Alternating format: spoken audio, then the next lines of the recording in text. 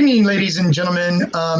Good afternoon, good morning, wherever you may be in the world. This is Greg Griffin doing my regular Wednesday night talks that I do.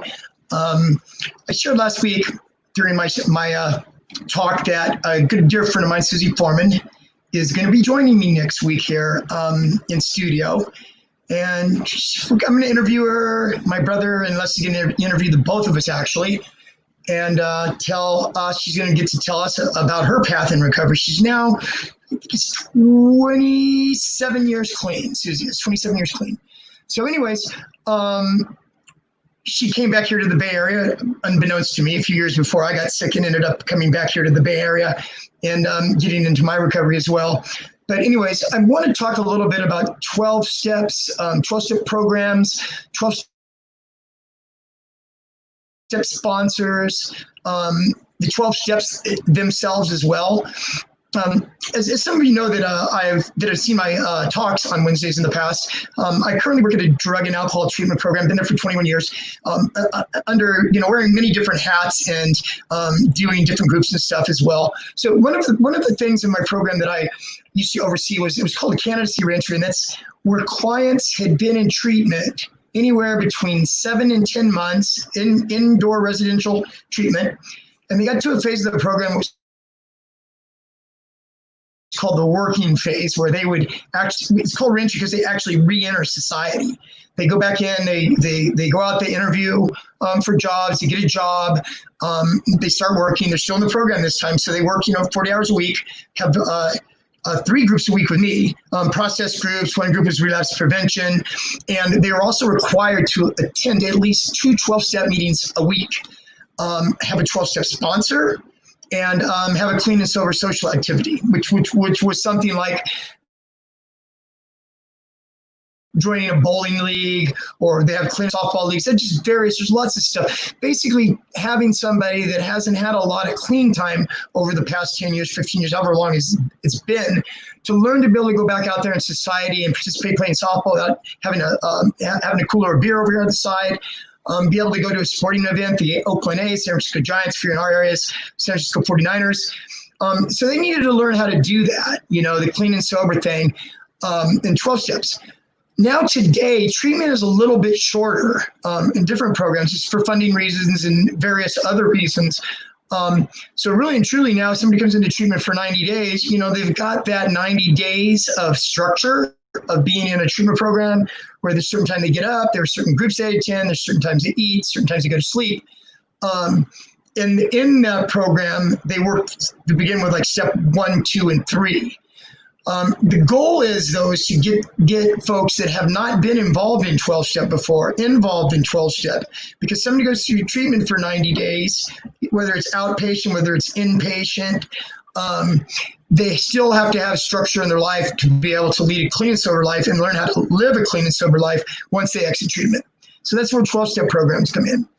12-step programs for AA started in 1935. And it was basically founded by Bill Wilson, known as BLW, and Dr. Robert Hallbrook, who's known affectionately as Dr. Bob. Both of those, LW and Dr. Bob, are both for reason of anonymity, to keep last names out of it, just give you a good sense of anonymity. So along with that 12-step program that they did, what happens, this is what they found. They were in hospitals and talked to psychiatrists, and the hardest effort, the worse that it got for Bill W. while he was drinking. Finally, it came to him that he started going out and talking to other alcoholics and kind of putting them under the wing and bringing them home to his house. I guess probably his wife was kind of wondering what was going on with that in the beginning, but she just liked to see her husband, Bill W., clean and sober. And so anyways, that's how AA started. And the 12 steps are biblically based. Go back to it's called the Oxford Group. They had like biblical principles and stuff, and the 12 steps are kind of rooted in that. But as time went on, with AA, and folks that are coming into AA, there's some folks that have a really hard time with the word God or higher power, or as we understood him. So there were various offshoots of the spiritual component or the God component with AA, and so we've got it used to be called Refuge for Recovery, and now it's called Recovery Dharma. And it is a Buddhist, there's a Buddhist bent to it, into the recovery. They start their meetings with 10 minutes of meditation. And so it's a different feel, and it's Buddhist based. They also have Life Ring, and Life Ring is a secular program. It's based on 12 steps as well. It's in a different way though. It's called Life Ring. It's a secular program. And then there's also Smart Recovery, which is another version of AA. So there's several alternatives and stuff out there. So if you feel uncomfortable with one, try the other.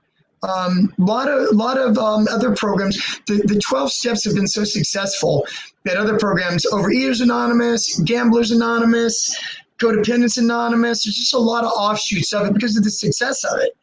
The thing is about the 12 steps, being in recovery and being sober is not just about getting sober, but it's just about becoming a better person, just learning how to live and become a better person in life. So the goal of working the 12 steps, the goal of working those 12 steps is transformation, pretty much, that you're able to transform yourself, that you're able to transform your life, that you're able to do these kind of things with it. So anyways, whenever I talk about Susie, so I'm going to talk a little bit about Susie that I mentioned her last week in my talk. She has sponsored a lot of folks. She sponsored a lot of folks in her times. And I actually talked to her a couple of days ago. And when she went into treatment in 1994, when she went into treatment, she was in a program that introduced the 12 steps to her. After she graduated the program, she worked there for a little bit. And then, she got very, very active in the 12 steps of both NA and AA. So when I was talking to her, I was telling her about the program that I currently work at and the requirements for that, people that are out in the working phase that I just mentioned to you, that they had to get a clean and sober social activity, had to go to 2 meetings a week, and had to have a 12 steps sponsor. So all of that, basically get that integrated into them, the 12 steps, because like I said, once you leave treatment and you move into the aftercare phase of the program, like where I work at, they still come up and attend one aftercare group a week. It's usually an hour and a half. They are in that group with other peers that have completed treatment that are also in aftercare. It's just a wonderful way to check in and to see how things are going, and there's a little bit of accountability in it. But while they're doing that now, they've got to get oriented to the 12 steps. So they go to 2 12-step meetings a week and they get a 12-step sponsor. And the way I would know that is that once a week we had a group that was called a business group, and we'd go around the group and people would raise their hand. Did you go to your clean and sober social activity this week? Yes. Did you go to your 2 meetings? Yes. Where were they? And do you have a 12-step sponsor? Yes, I have a 12-step sponsor. So, well, of course, out of 15, in order for them to be able to go out on passes on the weekend, after they work during the work week, they had to fulfill those requirements, those 3 requirements. So you have a 12-step sponsor. So if they say yes, can anybody in this group, the other 14 people, vouch for the 12-step sponsor, right? So if you have a 12-step sponsor, your peers or some of your peers are going to see you with them in meetings. You need to, hang out with them in meetings, or you can even bring your sponsor up to the program on Friday nights. We have nacho night. You could bring your sponsor up and you have dinner, here at the program that you're in. So anyways, they do that. They go steps with their sponsor. They're in candidacy reentry. Then they do move to aftercare. At that point in time, they put together what is called a continuing care plan.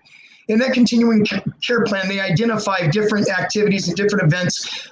They write down what meetings they're going to, and they just basically put together a plan that's going to kind of bridge them back out into public outside of the residential treatment, that structure that they had. So it was not uncommon, guys, and I'm going to recommend this to anybody that's watching this right now that's out, whether you're in treatment or you're just finishing treatment or you're outside. They would do what's called 90 and 90. And what 90 and 90 is they're saying, I'm going to attend 90 meetings in 90 days. So basically they're identifying, they just got done doing a live-in residential program 24 hours a day, minus the sleep and stuff. And now they're going into to a less structured environment. So for their safety net, then they said 90 and 90. I recommend it right now to anybody. What 90 and 90 is I'm going to do 90 meetings in 90 days. That means you're going to go to a meeting a day. And what does that do? It plugs you in, to that support community out there that you need to hook up with. You've heard me talk on past talks about, people, places, and things. You can't change people, places, and things. And it's just really, really super important to be able to, identify yourself as somebody in recovery, identify yourself, with a commitment that you're having right now. And so it's just a really good structurally thing to do. 12-step sponsors now. For somebody that's new in recovery, that's just starting, is going to 12-step, the very first thing you should do is get a 12-step sponsor. You need to go there, you need to raise your hand in a meeting, and you need to say, I need a sponsor. I'm new in recovery, I need a sponsor. That sponsor takes you and with you. There's a lot of meetings too. There's other meetings too, guys. There's sponsor meetings where you'll go there and they'll say who's available to sponsor, new sponsees. And so the sponsors would raise their hands, right? And then you would know after the group to be able to approach somebody that's, able to be able to get a sponsor. It's really, really critical, guys, in early recovery to have that sponsor, because it's when you really need it the most, is when you have, you're out there with very little structure and you have stuff that you're going through and you need somebody to talk to. What a sponsor is supposed to do, the sponsor is one addict helping another, is what it is. And the sponsor will do, there's this consensus that a sponsor thing, that people think about a sponsor as just, somebody that the sponsee is the one that's getting all the benefit from it. But, on the other side of the coin, that is not actually true. A sponsor actually gets just as much or maybe even more out of that sponsor-sponsee relationship, as it helps keep that sponsor fresh and freshly rooted to her disease and her recovery, as she's seeing it firsthand right here in front of her. So anyways, what a sponsor is, a sponsor is somebody that agrees to meet with you early on, a couple times a week. Sponsor is going to be somebody that you want to feel comfortable with, somebody that you think you can feel comfortable with, somebody that has several years of sobriety themselves. You want to make sure they have several years. How do you know they're working the steps? Somebody that's worked the steps, maybe not once, maybe twice, maybe 3 times. The steps are not just made to do them 1, 2, 3, 4, 5, 6, 7, 8, 9, 10, 11, 12, and you're finished. You can go in and out of them. It's just really, really a really good lifestyle for somebody to live out. I was talking to a friend of mine maybe 6 months ago, and he said, Greg, I've probably taken 10 people with me to past, NA meetings, or 10 different people with me, family members that weren't addicts. And so they would go, and one of their comments was that they couldn't believe just the energy and the vibe, the good vibe that's in the room, and how people share so freely, and also the meetings, the way folks fellowship. They were blown away by that. And there's still 3 of those friends of his that are still going today, and they're working steps, and they're not addicts. It is a very, very good prescription of just living and being a better person in life. Like I said, working the steps is supposed to be a transformation. Like I told you guys before, the concept of living one day at a time.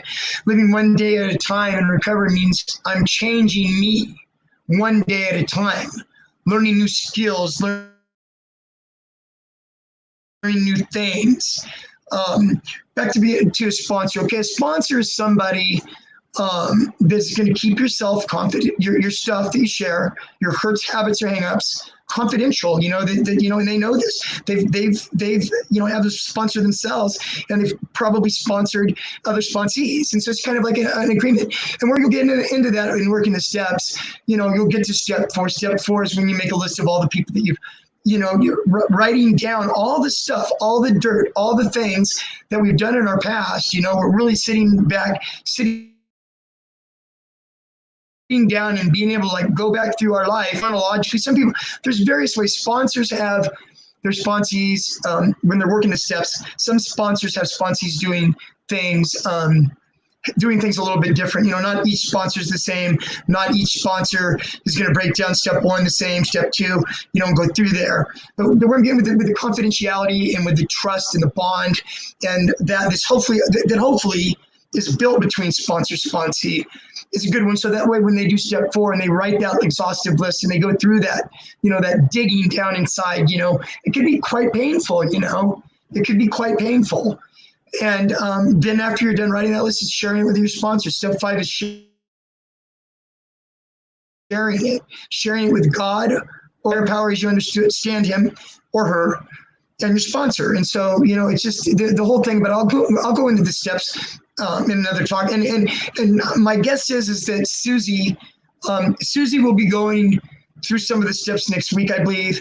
And like I said, David and Leslie are going to interview us.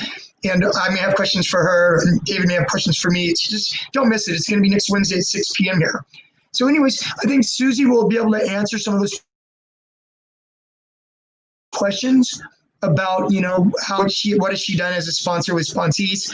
And so anyways, it's really one of the things that's really maybe one of the number one things that I think, especially first off, for somebody that starts going to 12-step meetings and gets their sponsor and chooses a sponsor. And one of the main things is the sponsor. That's why you want to get somebody, folks. You want to get somebody that has several years of recovery and that have been working the steps. Like I said, you will know and you will hear it in meetings. You'll hear them talk about the steps, or you'll hear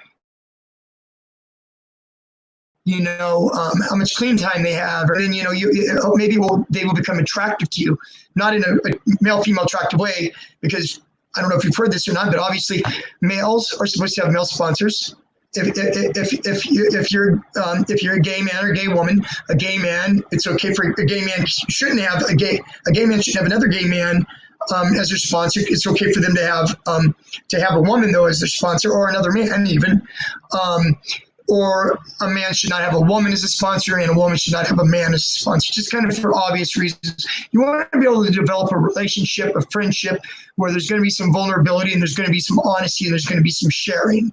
So anyways, one of the coolest things I think that a sponsor does is when you first get tucked under your sponsor's wing, your sponsor will introduce you around.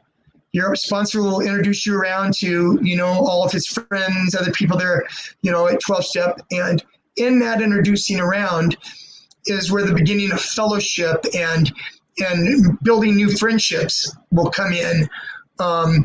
It's not unusual for after a 12-step meeting is over, whether it's AA or NA, it's in the afternoon or in the morning. It's not unusual for if there's a morning meeting that once the meeting is over, that the sponsor and the sponsor and the other people that are, in the program that are at the meeting goes out and has dinner or goes out and have breakfast or coffee. And it's just really good. You start making your friendships there. You're able to sit at a table with somebody else and just say, what did you do? How did you handle your first 2 weeks of recovery?